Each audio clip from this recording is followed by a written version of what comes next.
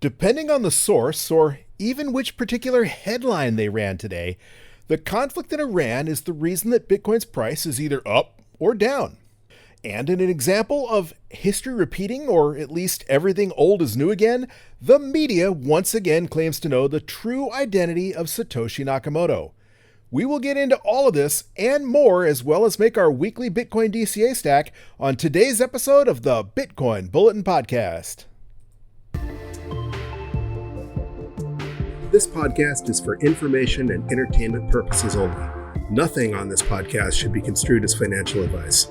All views expressed on this podcast are solely the opinions of the host and/or any guests that we might have from time to time. Nothing on this podcast should be construed as a specific inducement to make a particular investment or to follow a particular investing strategy.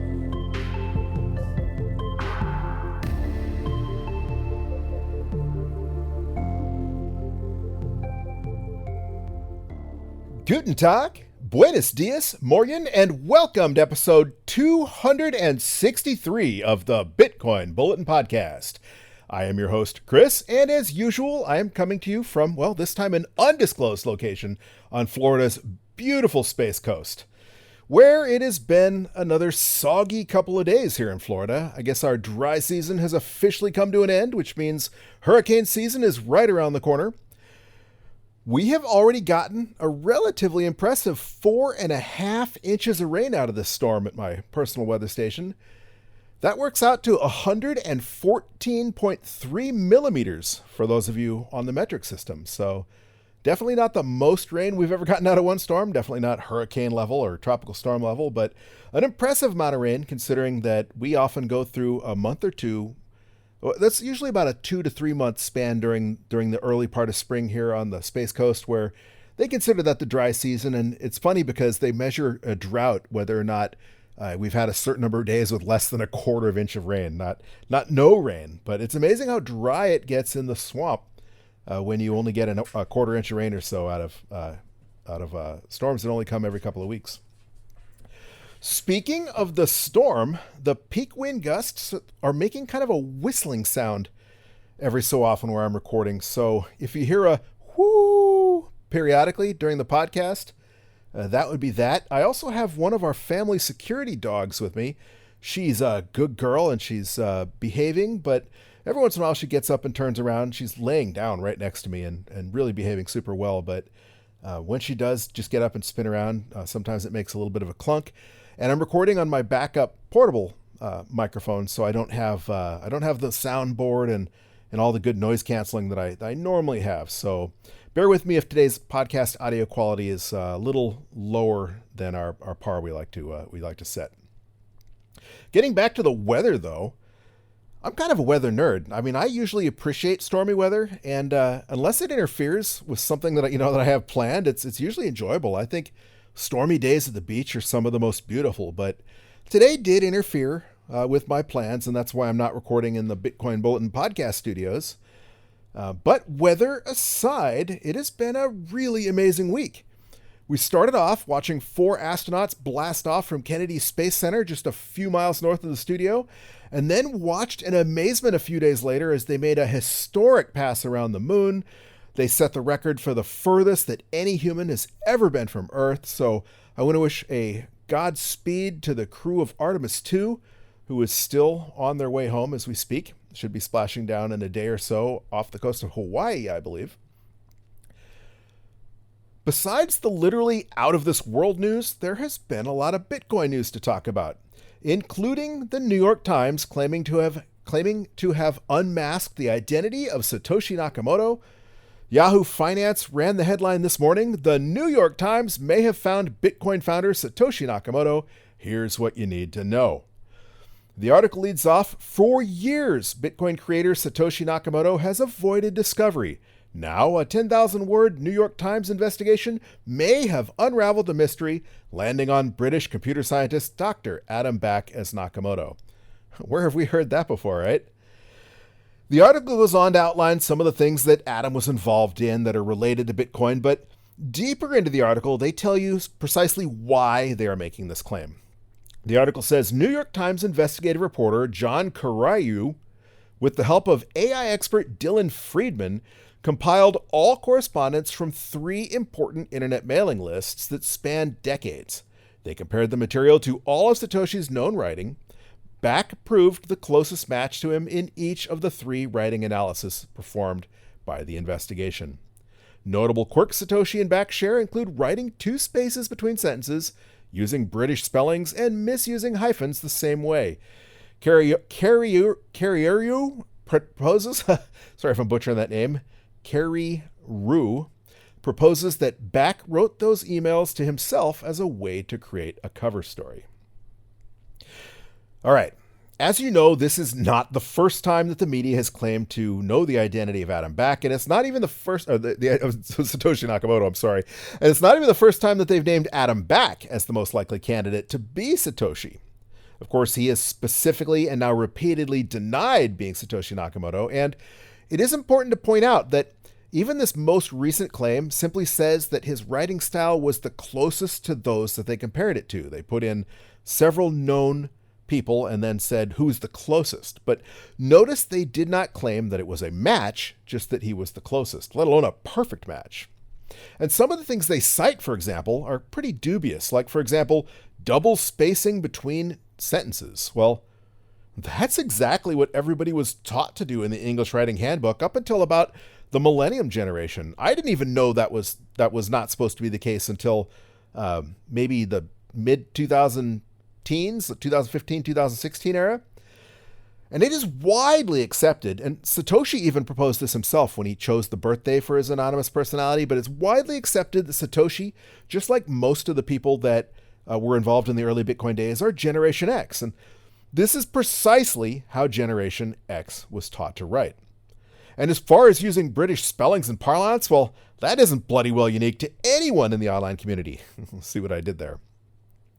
Over the years, though, there have been many who claim to know the true identity of Satoshi, as we mentioned. Remember Dorian Nakamoto? He was the computer scientist that lived down the street from Hal Finney and whose face has since become the meme persona of Satoshi in many online posts. But there are others besides Dorian and besides Adam Back who present what I would consider to be an even more compelling case to be Satoshi. One example is Len Sassamon. Now, I've gotten pushback from this on several occasions from some pretty prominent OG Bitcoiners, and I believe I've talked about this on the podcast before at least once, but I've often thought that cypherpunk OG Len Sassamon was a much better candidate to be Satoshi Nakamoto than Adam Back, for example. Evan Hatch, back in 2001, he wrote a really good Medium article on Len, and he titled it, Len Sassamon and Satoshi, a Cypherpunk History. I've linked to this article on the podcast Twitter, so if you want to read the whole thing in depth, for those of you who are not following the podcast on X yet, on Twitter or X, we are at BTC Bulletin Pod. BTC Bulletin Pod. And you should read this article, and even if you conclude that you don't think it was Len, and I know there's a lot of people who don't, it does present some pretty compelling evidence, way, way more than the New York Times' evidence that Adam Back was Satoshi. The article starts off, "We've lost too many hackers to suicide. What if Satoshi was one of them? Embedded on every single node of the Bitcoin network is an obituary. Hacked into the transaction data is a memorial to Len Sassamon, a man essentially immortalized in the blockchain itself. A fitting tribute in more ways than one. Len was a true cypherpunk, equal parts brilliant, irreverent, and idealistic. He devoted his life to defending personal freedoms through cryptography, working as a developer on PGP encryption and open-source privacy technology, as well as an academic cryptographer researching P2P networks under blockchain inventor David Chaum. He was a pillar of the hacker community, a friend and influencer to so many of the important figures in the historic infosecurity and cryptocurrency, I guess it means genre or era." The article then goes on for a little further down to list several reasons, well, throughout the article, I guess, because I'm going to skip ahead a lot, to list several reasons why Sassamon could be Satoshi. Among them were, quote, his death coincided with the disappearance of the world's most famous cypherpunk. Satoshi Nakamoto, only 2 months before Len died, Satoshi sent their final communication. Quote, I've moved on to other things and probably won't be around in the future. Unfortunately, shortly thereafter, Len took his own life, which is hence the subtitle of this article. The article carries on. In 1999, Len moved to the Bay Area and quickly became a regular in the cypherpunk community. He moved in with Bram Cohen, creator of Moho and BitTorrent, and was a contributor to the legendary cypherpunk mailing list where Satoshi first announced Bitcoin. At Network Associates, Len worked with on PGP alongside Hal Finney. There's a break here. I'm continuing on to the next point. Len worked on PGP alongside Hal Finney, and the two were confirmed to be friends. Finney was the second PGP developer and helped create the RFC 4880 standard for OpenPGP interoperability. He was also the earliest and most important contributor to Bitcoin after Satoshi. A little further on, they detail remailers. Len and Finney share one very rare and relevant skill set. They both were developers of the remailer technology that was a precursor to Bitcoin. Proposed by David Chaum alongside cryptocurrency, remailers are specialized servers for sending information anonymously or pseudonymously. A little later in the article, Adam Back they refer to. Crossing paths with Len in the small remailer community was Blockstream CEO Adam Back, the first person to communicate with Satoshi. Back's own interest in cryptocurrency started from running a remailer, and he created the Hashcash proof-of-work system for remailer operations to combat spam and DDoS attacks. Satoshi would later use Hashcash as the basis of Bitcoin's mining. Paul Marengo found that Len's final Mixmaster release in 2008 included a to-do for adding Hashcash support. We know that Len directly collaborated with Back, listing him as a contributor to a research paper as well as a Mixmaster memo. Both worked on numerous OpenPGP implementations and were connected in each other's PGP web of trust. Interestingly, Back himself has suggested that Satoshi might have been a remailer developer. A little later on in the article, they go on to talk about David Chaum. After high school, Len worked to support his family and never had a chance to attend college. In spite of this, in 2004, he secured his dream job as a researcher and PhD candidate at COSIC, the Computer Security and Industrial Cryptography Research Group of KU Leuven in Belgium.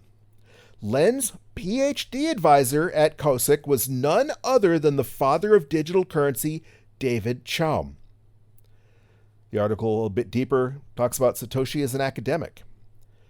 Numerous clues suggest that Satoshi was working in academia during Bitcoin's development, an idea embraced by Bitcoin Foundation founder Gavin Andresen.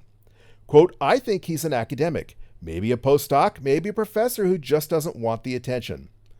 Satoshi's contributions and comments ramped up heavily during summer and winter break, but tapered off in late spring and the end of the year when academics would have been taking and/or grading finals.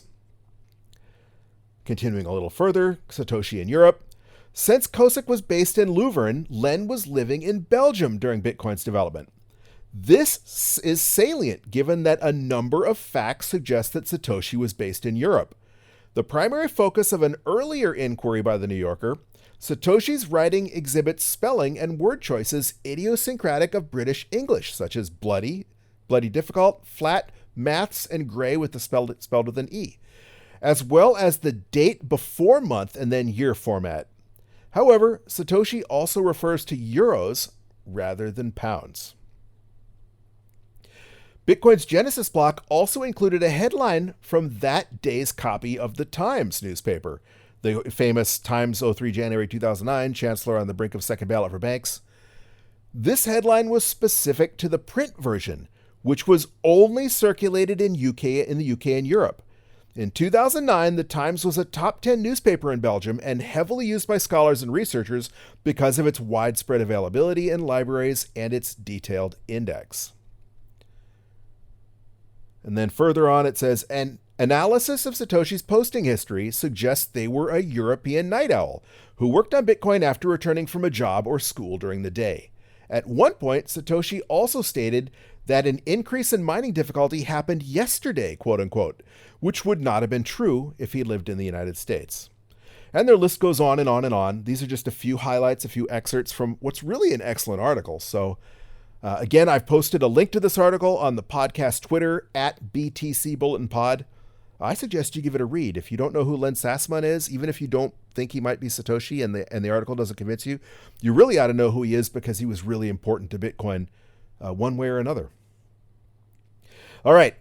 As usual, we have a lot more to talk about. But before we get into all the news, let's take our customary look at Bitcoin's vital statistics.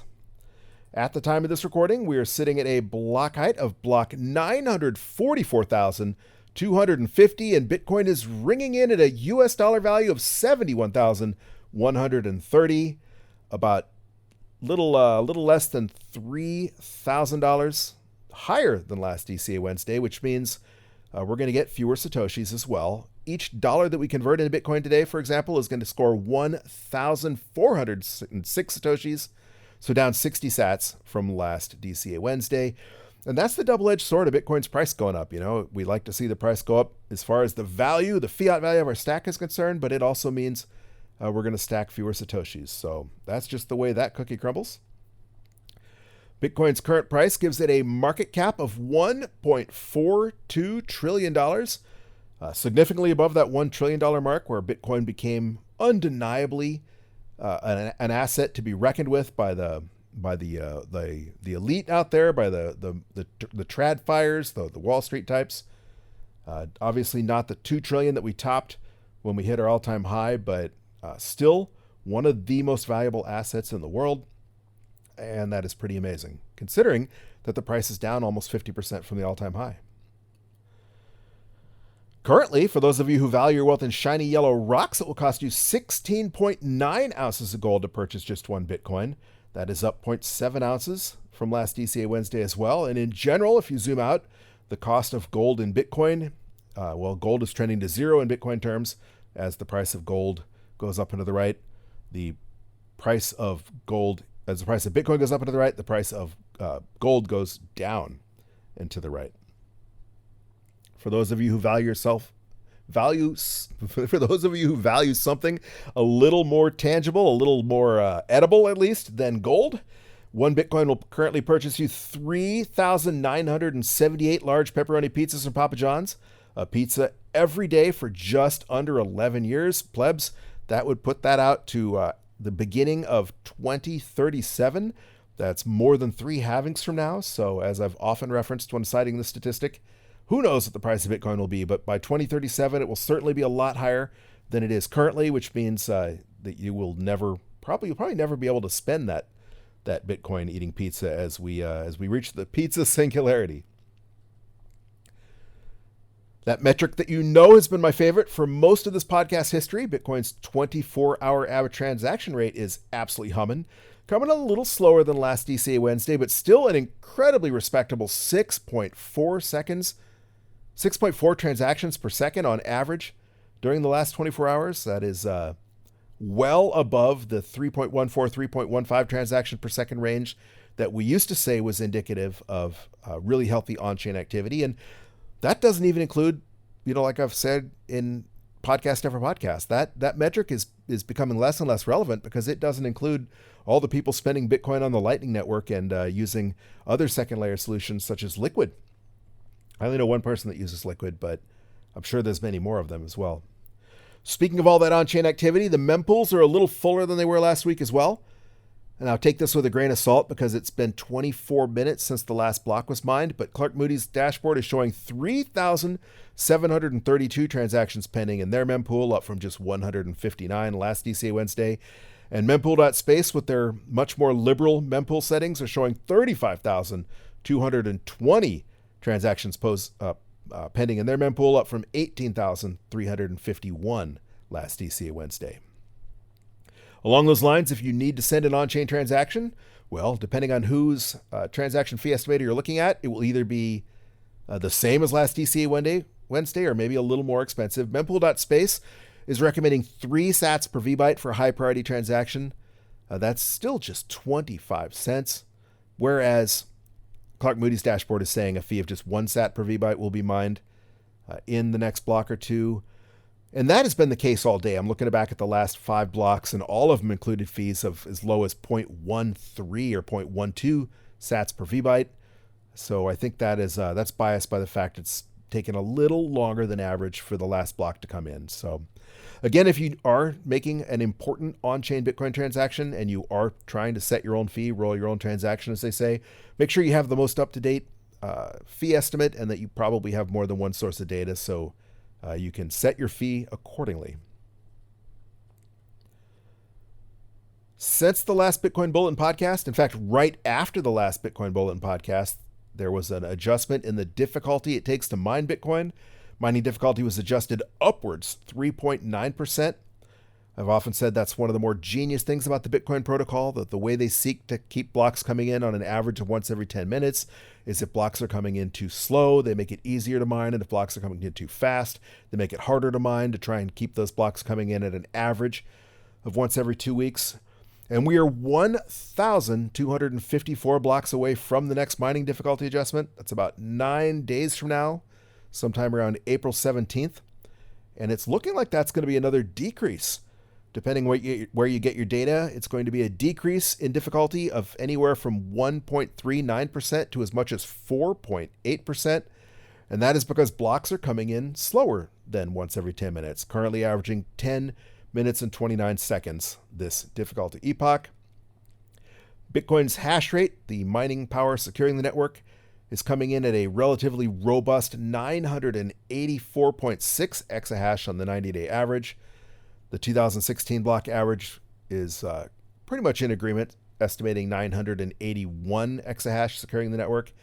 An extremely impressive amount of hash power securing the network, even if it is below that 1 zeta hash metric that we were over for a couple of months there, back a little closer to Bitcoin's all-time high, when people were a little more excited about mining Bitcoin, I guess. Before we get to the news section, I want to take a minute to thank those of you listening on your favorite Podcasting 2.0 apps such as Fountain. Podcasting 2.0 allows you to contribute value back to this podcast by either streaming sats on a minute-by-minute basis as you listen, or by sending a boost, which is a shout-out via a Lightning transaction. But because it is a Lightning transaction, you are sending value back in the form of Satoshis. Both ways are a you-do-you thing. You determine what value you feel you're receiving from this podcast and how much of that you want to send back, and either set it and forget it and stream sats as you listen, or send a shout-out, a message to the podcast. Maybe not even a message to the podcast. You could say whatever you want, whether you like the podcast, what you don't like about the podcast, maybe something that's going on in your life, or really you can say whatever you want. But because it is a Lightning transaction, you are sending value back in the form of sats as well. And of course, when you do send a boost, we read it on the next episode. All right, on to the news. Last Friday, the much anticipated U.S. jobs report came out. This was largely expected to show that the United States was entering an economic slowdown, but that was not the case apparently. Yahoo Finance read the headline on Friday, March jobs report shows surprise turnaround. The report provided a fuller picture of the state of the job market just as the Iran war began to weigh on the economy. So a huge boost in jobs in the United States, despite the fact that we were expecting the market to trend downward. Of course, it was Mark Twain who said there are 3 types of lies, damn lies, and statistics, so make of that what you will, but certainly not the doom and gloom that had been forecast. The war with Iran continues to dominate the airwaves, and even a large portion of the discussion on many Bitcoin podcasts. One side effect of the conflict was the soaring cost of oil. Oil topped $100 a barrel. I saw it above $110 a barrel. Currently, it's just under $100 a barrel. And gasoline in most states has breached the $4 a gallon mark. In high-tax states like California, it's been over $5 a gallon. But amidst the rising oil prices, Novan Noodle posted the following on Twitter Monday. U.S. oil drillers increased output due to high prices. Who could have seen that coming? If you think the oil supply is fixed, you might want to rethink your analysis. Well, compare this to Bitcoin. When the price of Bitcoin goes up and it becomes more profitable to mine, more hash rate might get added to the network, as new players join in and big players increase their investment. However, not one single Bitcoin more than the 21 million cap can ever be mined, regardless of mining interest. We've spoken about this with gold, for example. As the price of gold goes up, it becomes more profitable for gold miners to increase production or to go over mines that maybe were not profitable at other prices. And so gold output increases. When the price of silver goes up, silver production increases. When the price of lumber goes up, there's an incentive to cut down more trees. When the price of oil goes up, oil fields, for example, the shale oil in the United States that is not profitable at really cheap oil prices becomes profitable and more oil is produced. So this is just another reminder that Bitcoin is not only the most scarce asset ever discovered, that it is truly unique in this regards. Every other commodity, as the price goes up, production increases. That can never be the case with Bitcoin. But continuing on the topic of war and its relationship to Bitcoin, this morning Yahoo Finance ran the headline, Bitcoin jumps as Iran demands crypto toll for ships passing Hormuz. The article leads off with the Iranian regime is looking to charge fees of $1 per barrel of oil for tankers crossing the Strait of Hormuz, with payments to be made in cryptocurrency, the Financial Times reported Wednesday morning. In the minutes after the news broke, prices on major cryptocurrencies surged. Bitcoin rose 5% to trade above 71,700 per coin after paring earlier gains that had pushed the asset above 72,700. It goes on to talk about other altcoins surging as well. No preference for which cryptocurrency the payments should be made in was reported. Well, it would make sense that if they were going to demand payment in cryptocurrency, that they would demand a truly decentralized currency, in lieu of one where their transactions could be seized or rolled back by people like the United States who have sanctions on Iran. So that certainly eliminates the vast majority of the quote-unquote crypto. The demands from Iran come from Hamid Hosseini, the spokesman for Iran's Oil, Gas, and Petrochemical Products Exporters Union, according to the Financial Times. Tankers used to transit oil out of the Strait of Hormuz typically hold between 500,000 and 2 million barrels worth of crude.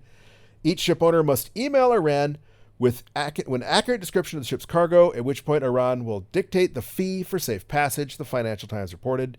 Ships holding no cargo would be allowed to cross for free. So the media claiming that Iran blocking the Strait of Hormuz is what led to the pump in Bitcoin's price. But then just 6 hours later, Yahoo Finance also ran the headline, Bitcoin climbs to 3-week high as U.S.-Iran ceasefire plan. So it's left up to you to decide if it was the closure of the strait or the opening of the strait, if either, that was responsible for today's little pump. Of course, as I always say, Bitcoin does what Bitcoin does. People like to assign causation to events, and this is something that I always got a kick out of in TradFi. If a particular stock goes up or if the markets in general go up, the TradFi has to come up with a reason, a macro reason why, not something to do with the company, but some greater reason why the stock went either up or down. And we're seeing this applied to Bitcoin as well, whether or not it actually has anything to do with reality. But speaking of price, there continues to be a lot of debate about the existence, or rather the continuation, of the 4-year price cycle, whether that's a thing anymore, whether the 4-year halving cycle is dead. Clearly, at least based on my observations so far, this post-halving has continued to rhyme with previous cycles. It topped out exactly where we said it would before Bitcoin topped out. I think it was back in August. I ran an episode titled, Will Bitcoin Peak in October? And lo and behold, it did. And that being said, there are some things, though, that are undeniably different this time. And we've spoken about this quite a bit this year. But so far, at least for now, Bitcoin price has continued to track pretty much exactly where you would have expected, with the minor exception that, just like last halving, Bitcoin didn't go quite as high as many, including myself, perhaps thought it would during the bull run. Again, Bitcoin's going to do whatever Bitcoin does, and often that's the exact opposite of what most people think it will do. But one of the ways the last 2 bull cycles has definitely been different is the way they both had double tops. We had a double top in the last 2 cycles, both times because of early false starts. In the previous halving cycle, Bitcoin had a run up to around 30,000 to 66,000 when Elon Musk announced that Tesla was going to accept payment for Teslas in Bitcoin, and then he backpedaled on that after environmentalists pressured him on the energy FUD, the Boil the Oceans FUD, and the price went back down. I think we're also to around 35,000 and stayed that way till the summer before ramping back up in the fall and hitting the all-time high at that point in time of 69,000. And of course, this cycle, we set a new all-time high even before the halving on the Trump pump. Trump appearing at the Bitcoin conference, RFK Jr. appearing at the Bitcoin conference and making promises to us Bitcoiners. So both times we got an early start, and then the price of Bitcoin kind of retraced a bit, and then we got our actual all-time high in the fall.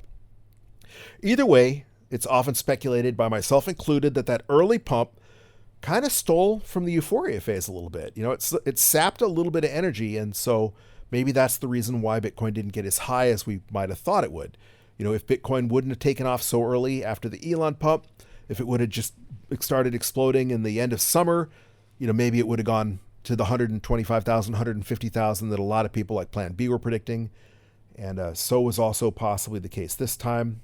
Who knows? But one person who definitely thinks the 4-year cycle is dead and has repeatedly said so is Michael Saylor. He gave us his reasoning on this on a tweet on Saturday when he posted on X. Bitcoin has won. Global consensus is that Bitcoin is digital capital. The 4-year cycle is dead. Price is now driven by capital flows. Bank and digital credit will determine Bitcoin's growth trajectory. The biggest risk is bad ideas driving iatrogenic protocol changes. So he's taken a shot at, I think, the controversy over Core V30 and the proposed BIP 110 and the alternate implementations like knots, etc., saying messing with the code is Bitcoin's only threat right now. But he's also saying that because, that Wall Street is fully entrenched in Bitcoin now, and there's so many people, like, for example, him and his company Strategy snapping up Bitcoin, that's going to be the price driver from here on out. Clearly, I agree with a lot of his sentiment. I just don't think that time has shown that the 4-year cycle is ready to be left behind once and for all yet. I'd certainly love to be proven wrong here, although it would also mean that our window for accumulating more sats is rapidly closing. But as is often the case with many Bitcoin predictions, I guess only time will tell. It's just at this point in time right now, we certainly haven't seen the super cycle, and we haven't seen anything from Bitcoin's price action yet proving this time is different. Maybe Bitcoin pumps, maybe Bitcoin sets another all-time high in 2026. As a lot of people are speculating it will. Again, only time will tell. Speaking of Michael Saylor, on Sunday, George Bodine, the one-time Top Gun instructor pilot turned artist and Bitcoiner, posted, "Saylor isn't even flexing anymore. He must be thinking at this point, if you're too stupid to understand what's happening, then have fun staying poor. There is a limited time to stack Bitcoin, like a smart psychopath. Don't trade, don't use leverage, don't try to time the market." And also, speaking of Saylor and stacking relentlessly, on Monday, Saylor posted, Strategy has acquired 4,871 Bitcoin for $329.9 million at $67,718 per Bitcoin. As of 4/5/2026, we hold, he said hold this time instead of hodl, that's different. We hold 766,970 Bitcoin, acquired for $58.02 billion US at $75,644 per Bitcoin. So Saylor getting a lot closer to that goal of 1 million Bitcoin. It didn't look like that was going to be an achievable goal because the price of Bitcoin we thought was going to run up, but man, he's already 3/4 of the way there at 766,970 Bitcoin.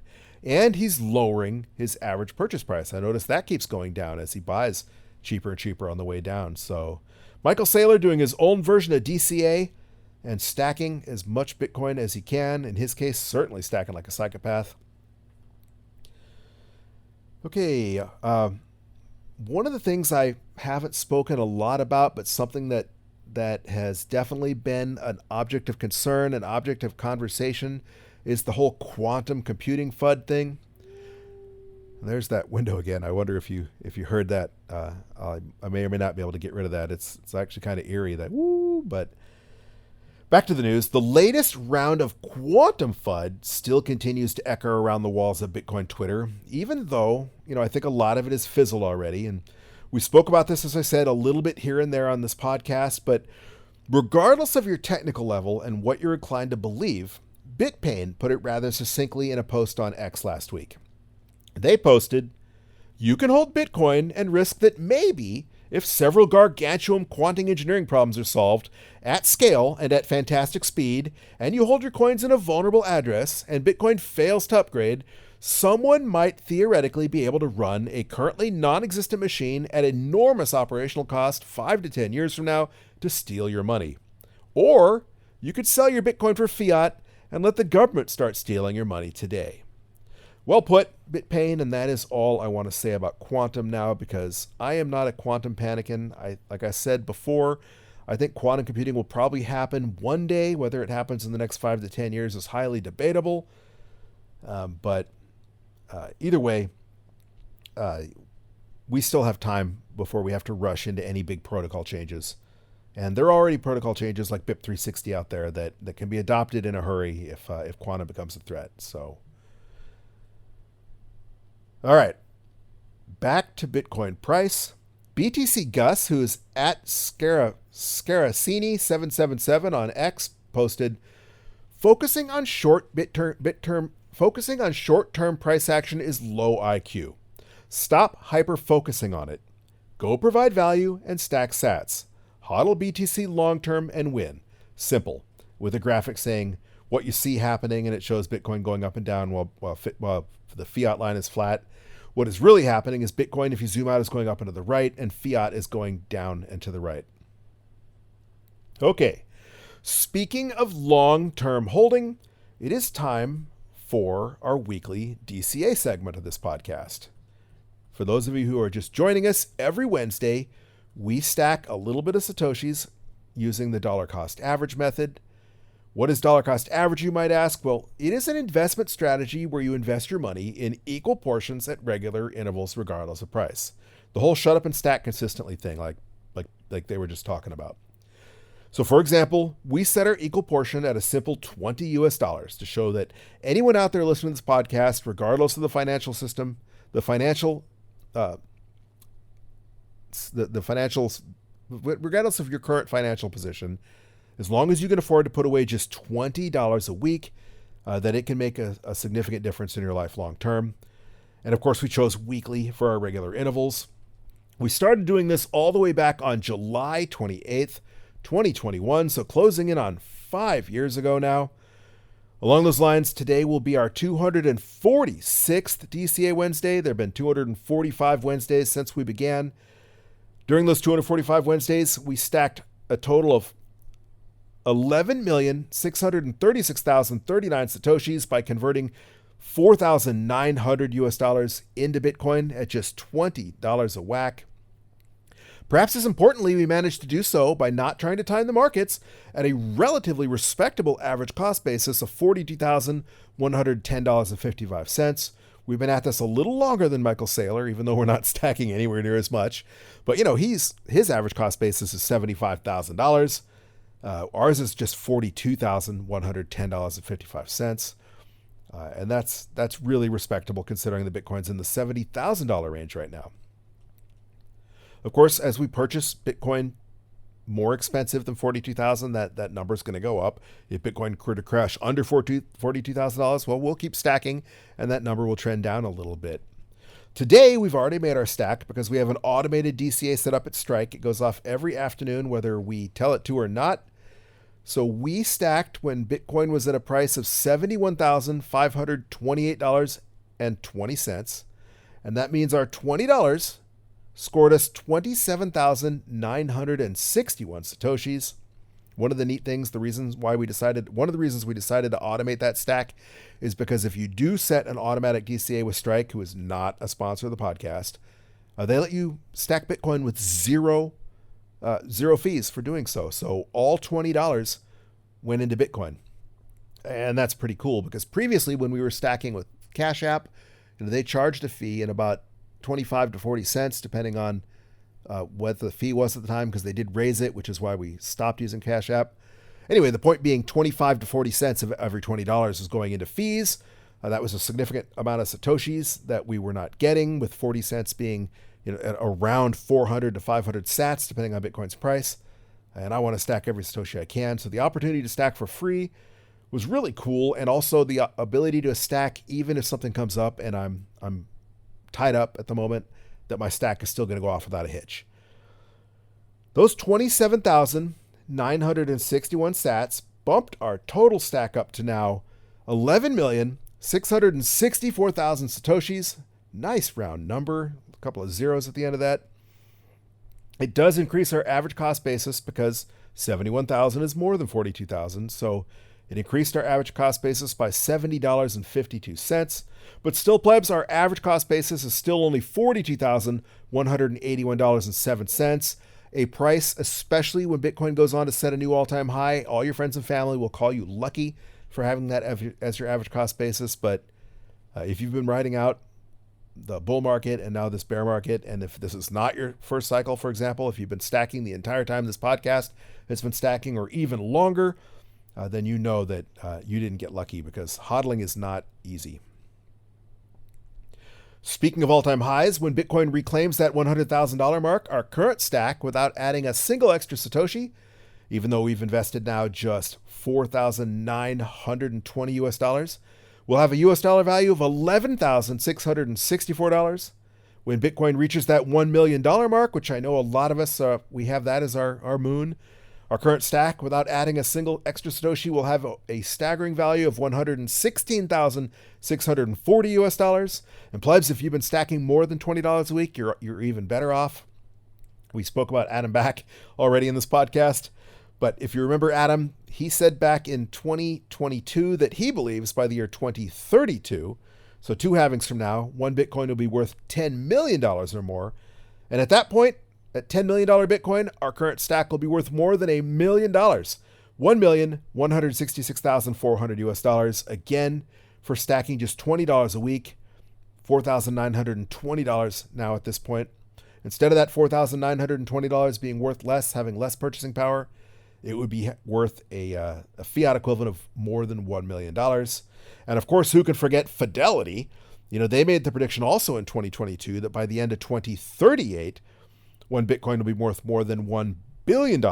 We talked about pizza a little while ago and said that if you tried to spend one Bitcoin on pizza, one pizza a day, that it would take you to 2037 to spend it.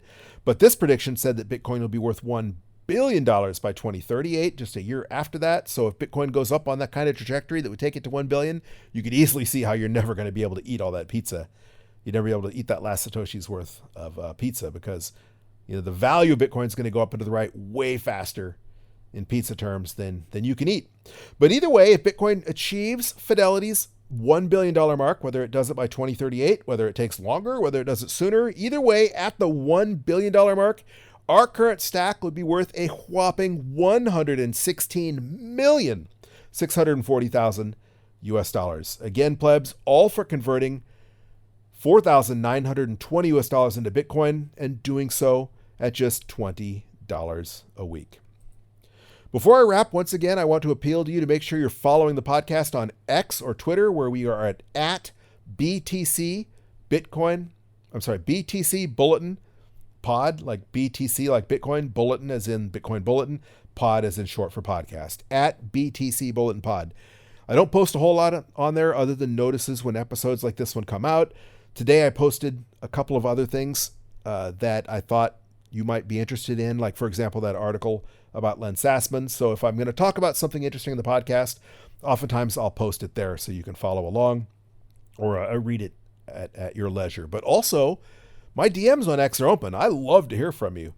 So if you are following us on Twitter, go ahead and send me a DM. Let me know what you think about this podcast. And maybe not who you are, but where you are, where you're listening from, because I like to be able to picture where our listeners are sitting while they're listening to the podcast. If you don't use X, you can also send me a good old-fashioned email. The email for the podcast is bitcoinbulletin@protonmail.com. That's bitcoinbulletin@protonmail.com. And I do have that email open as well. And I get back to all of our listeners when they send us emails, just like I respond to our listener DMs. But in the meantime, plebs, I will see you next week as we continue building that shiny orange future together. Until that time, though, keep on stacking those sats, you sexy sat stackers.